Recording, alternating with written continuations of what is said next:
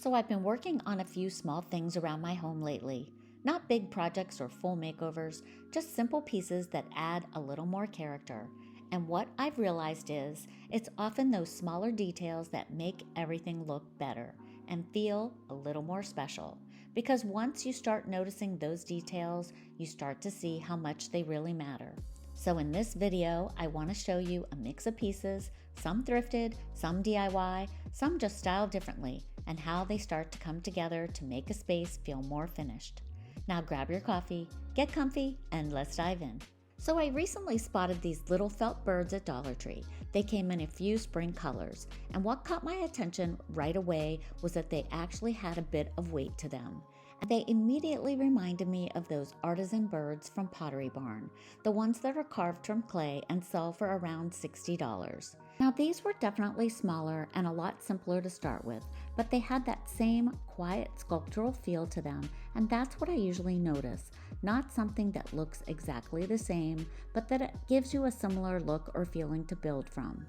I started with a few coats of white acrylic paint just to completely cover the pink color, and then I went in with a softer antique white and began pouncing to give it the variation of color like the inspiration. At first it was working, but then it started to feel too flat and blotchy, so I switched directions a bit. I took a very watered down gray paint, dabbed it on lightly, and then wiped it back with paper towel. The layering of the paint is what really changed everything. It softened the finish and gave it more of that subtle variation you see in stone. This piece is one of those small details that doesn't stand out on its own, but when you place it into a vignette, it just finishes everything around it in a really quiet, simple way. This next piece is a little bit different, but it's probably one of the most functional things I worked on. I actually found this coat rack sitting in my neighbor's garbage. It was missing one of the rungs, it was dirty and had a large sticker on it, and had been clearly sitting outside for a while. But the shape was still really good, and pieces like this are surprisingly useful if you think about them a little differently. So I brought it home, removed the broken piece, gave everything a really good clean, and then went in with a couple of coats of black spray paint. I also sealed it to make sure it could handle a little moisture. I ended up using it in my bathroom as a towel holder. I don't have a good place to install anything on the wall in there, so this was such an easy solution, and it's completely renter friendly. But what I really love about pieces like this is how versatile they are.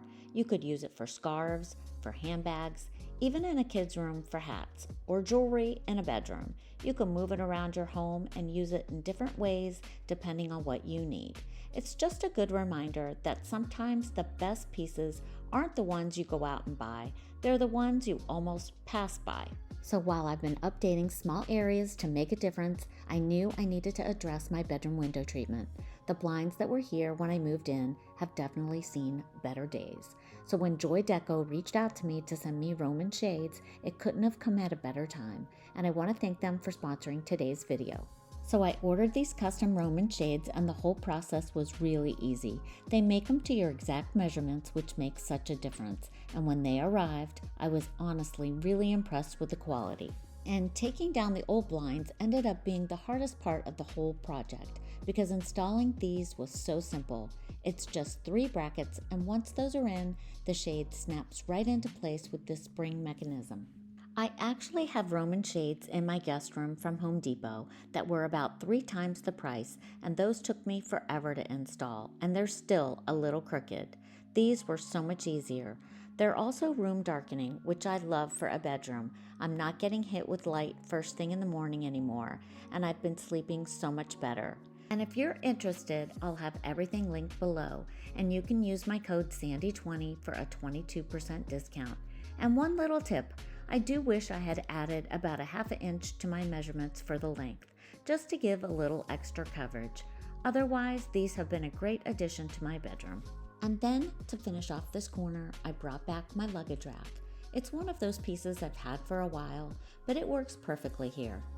I added a couple of my vintage suitcases to give it a little more presence, and for the top, I styled it with that paper towel holder I made over in a previous video with the straw hat.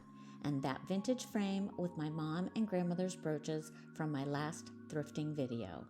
Once everything came together, it just felt complete, like one of those areas that doesn't need much but makes a big difference when it's done.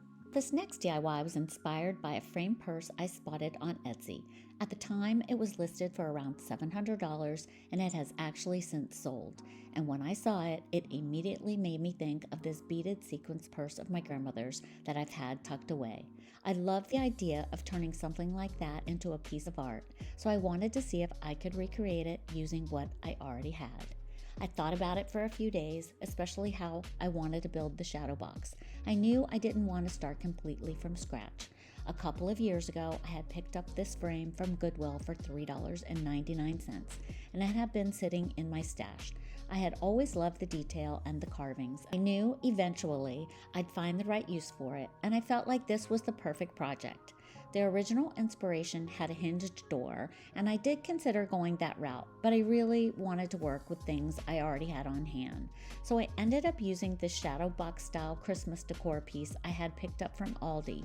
It was originally $14, but I had gotten it 90% off, so it was about $1.40, and the size was exactly what I needed. I started removing the wood bead detail from the front using a heat gun and a scraper, and it came off pretty easily. Then I needed to create a new backing to cover the original holiday design. So I used the cardboard back from the frame along with some spray adhesive and leftover fabric, which worked perfectly. To finish it up, I folded the fabric to the back and secured it with duct tape. Once that was done, I just used some E6000 to put the fabric covered back into the shadow box. Next was updating the frame itself. The detail was beautiful, but the color made it feel a little cheap, almost plastic looking. So I went in with some gold rub and buff and it completely transformed it. It honestly looked like a totally different piece. And once everything was dry, I used E6000 to the shadow box and attached the frame. Last step was figuring out how to hang the purse, and I ended up using a small wood knob from my stash. I gave it a bit of rub and buff as well, and then once it dried, I attached it using E6000. And just like that, it turned into such a special piece ready to hang.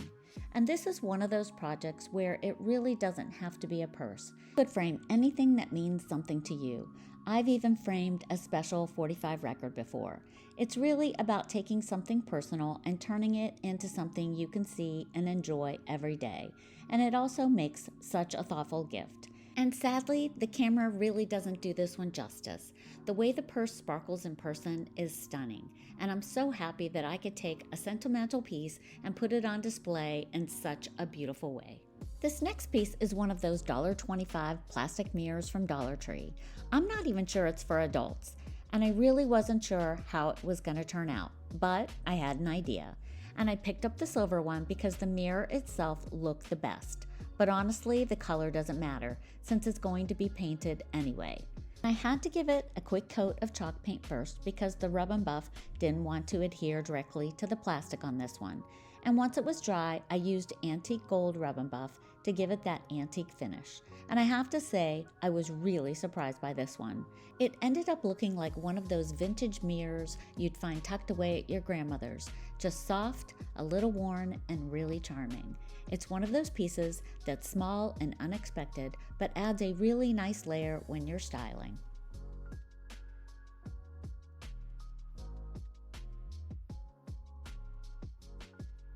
As you saw with the frame purse, you can really turn just about anything into something special by framing it. One thing I've gone back to again and again are Dollar Tree canvases. I've used them in different areas of my home for years now, and they're such an easy way to add some interest or color on a budget.